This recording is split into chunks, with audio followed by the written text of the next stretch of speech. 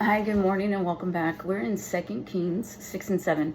I don't know what happened. I uploaded it yesterday, and yeah, it just the quality wasn't there, and then I didn't leave it on all day. I deleted it. So if you had happened to try to go on there and I didn't record, I'm sorry.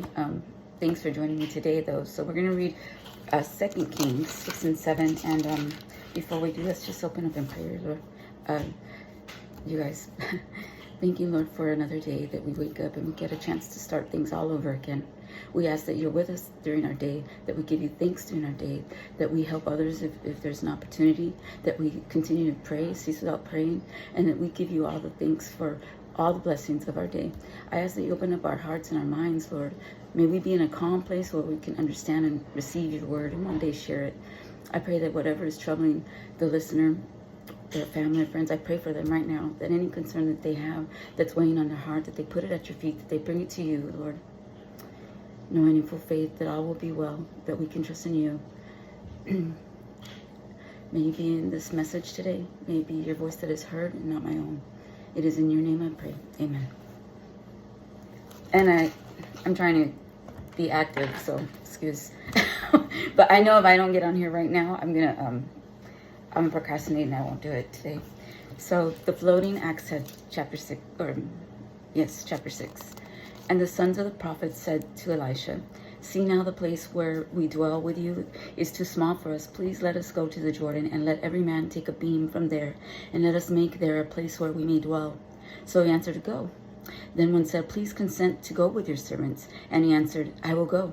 So he went with them, and when they came to the Jordan, they cut down trees. But as one was cutting down a tree, the iron axe head fell into the water, and he cried out and said, "Alas, master, for it was borrowed." So the man of God said, "Where did it fall?" And he showed him the place. So he cut off a stick and threw it there, and he made the iron float. Therefore he said, "Pick it up for yourself." So he reached out his hand and took it. So their place where they would be staying is too small. So they asked Elisha if they should go to the Jordan and get wood, and then so that they could take back and build. And he loses the axe head, and it's Elisha who throws in the stick in the water and makes the iron float up to the top. So Elisha is with them, and they're gathering timber. The blinded Syrians captured. Verse 8. Now the king of Syria was making war against Israel, and he consulted with his servants, saying, "My camp will be in such and such a place." And the man of God sent to the king of Israel, saying, "Beware that you do not pass this place, for the Syrians are coming down there." Then the king of Israel sent someone to the place of which the man of God had told him. Thus he warned him, and he was watchful. He was watchful there, not just once or twice. Therefore the heart of the king of Syria was greatly troubled by this thing. And he called his servant and said to them, "Will you not show me which of us is for the king of Israel?" And one of his servants said, "None, my lord, O king, but Elisha, the prophet who is in Israel, tells the king of Israel the words that you speak in your bedroom." So he said, "Go and see where he is, that I may send and get him." And it was told to him, saying, "Surely he is in Dothan." Therefore he sent horses and chariots and a great army there, and they came by night and surrounded the city. And when the servant of the man of God arose early and went out, there was an army surrounding the city with horses and chariots. And his servant said to him, "Alas, my master, what shall we do?" So he answered, "Do not fear, for those who are with us are more than those who are with them." And Elisha prayed and said, "Lord, I pray, open the eyes that he may see." Then the Lord opened the eyes of the young man, and he saw. And behold, the mountain was full of horses and chariots of fire all around Elisha. So when the Syrians came down to him, Elisha prayed to the Lord and said, "Strike this people, I pray, with blindness." And he struck them with blindness, according to the word of Elijah. Sorry, I don't feel too together right now. So let me stop right there.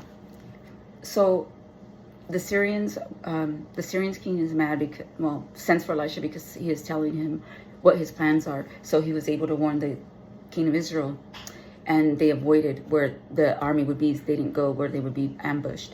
And so now the Syrians are around Elisha and the man that's with him. And he doesn't think they're going to make it because they're surrounded, right? So now we're going to read on about what Elisha tells him, because he's going to open his eyes and let him see things in the spiritual. Now Elisha said to them, "This is not," wait, let me go. 18. So when the Syrians came down to him, Elijah prayed to the Lord and said, strike this people, I pray, with blindness. And he struck them with blindness according to the word of Elijah. Now Elijah said to them, this is not the way, nor is this the city. Follow me, and I will bring you to the man whom you seek. But he led them to Samaria. So it was when they had come to Samaria that Elisha said, Lord, open the eyes of these men, and they may see. And the Lord opened their eyes, and they saw, and there they were inside Samaria. Now the king of Israel saw them. He said to Elijah, my father, shall I kill him? One moment.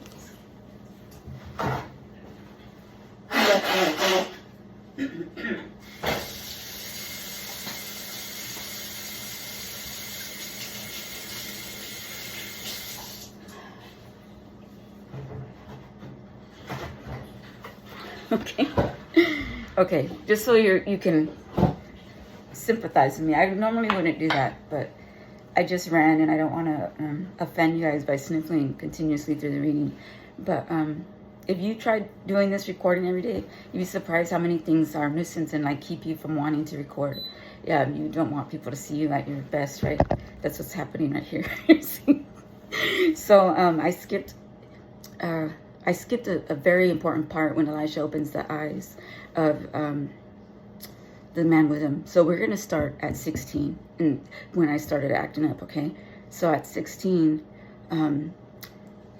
he answered, do not fear, for those who are with us are more than those who are with them. He's telling the man with him. And Elisha prayed and said, Lord, I pray, open the eyes that he may see.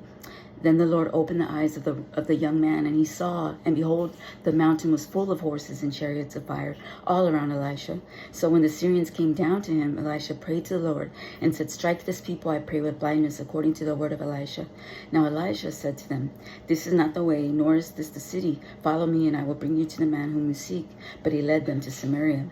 So he shows the young man all the chariots and all the angels surrounding them, that they are not going to be defeated by the Syrians. But then he blinds the Syrians, and he leads them to Samaria, saying that he is, Elijah saying, I am not the one you're looking for, but I know who is. And so he leads them to a different town or a different city. So let's continue. 20. So it was when they had come to Samaria that Elijah said, Lord, open the eyes of these men, that they may see. And the Lord opened their eyes, and they saw, and they were inside Samaria. Now when the king of Israel saw them, he said to Elisha, my father, shall I kill them? Shall I kill them? But he answered, you shall not kill them. Would you kill those whom you have taken captive with your sword and your bow? See food and water before them, that they may eat and drink and go to their master. Then he prepared a great feast for them. And after they ate and drank, he sent them away, and they went to their master. So the bands of the Syrian raiders came no more into the land of Israel. So he feeds them, gives them water, and sends them back to their king. Syria besieges Samaria in famine. And it happened after that Ben-Hadad, king of Syria, gathered all his army and went up and besieged Samaria. And there was a great famine in Samaria, and indeed they besieged it until a donkey's head was sold for 80 shekels of silver, and 1/4 of cab of dove droppings for 5 shekels of silver. Then as the king of Israel was passing by on the wall, a woman cried out to him, saying, help me, Lord, O king. And he said, if the Lord does not help you, where can I find help for you? From the threshing floor or from the winepress? Then the king said to her, what is troubling you? And she answered, this woman said to me, give your son, that we may eat him today, and we will eat my son tomorrow. So we boiled my son and ate him. And I said to her on the next day, give your son, that we may eat him. But she has hidden her son. That is how devastating the kingdom of Samaria is in here. How far they have fallen away and what they resorted to. So this woman is telling how they boiled her son and they ate him. And then this other lady that was in agreement with her that said that they would boil her son tomorrow didn't keep her side of the bargain. So that's where we're at. 30. Now it happened when the king heard the words of the woman that he tore his clothes, and as he passed by on the wall, the people looked, and there underneath he had sackcloth on his body. Then he said, God, do so to me, and more also, if the head of Elisha, the son of Shaphat, remains on him today. But Elijah was sitting in his house, and the elders were sitting with him. And the king sent a man ahead of him. But before the messenger came to him, he said to the elders, do you see how the son of a murderer has sent someone to take away my head? Look, when the messenger comes, shut the door and hold him fast at the door. Is at the door. Is not the sound of the master's feet behind him? And while he was talking with them, there was the messenger coming down to him. And then the king said, surely this calamity is from the Lord. Why should I wait for the Lord any longer? Okay, so the Syrians have taken over Samaria and left them in a devastating state. And then Elisha is sitting with the elders. And he's not hiding from the king, but they are telling him that he's coming he wants his head. Chapter 7. Then Elijah said, hear the word of the Lord. Thus says the Lord, tomorrow about this time, a seah of fine flour shall be sold for a shekel, and 2 seahs of barley for a shekel at the gate of Samaria. So the food is going to be available. He's like saying what will be his prophecy. So he's saying food will be available at this price, and it's affordable where they were starving before. So an officer on whose hand the king leaned answered the man of God and said, look, if the Lord make windows in heaven, could this thing be? And he said, in fact, you shall see it with your eyes, but you shall not eat of it. The Syrians flee. Now there were 4 leprous men at the entrance of the gate, and they said to one another, why are we sitting here until we die? If we say we enter the city, the famine is in the city, and we shall die there. And if we sit here, we die also. Now therefore, come, let us surrender to the army of the Syrians. If they keep us alive, we shall live, and if they kill us, we shall only die. And they rose at twilight to go to the camp of the Syrians.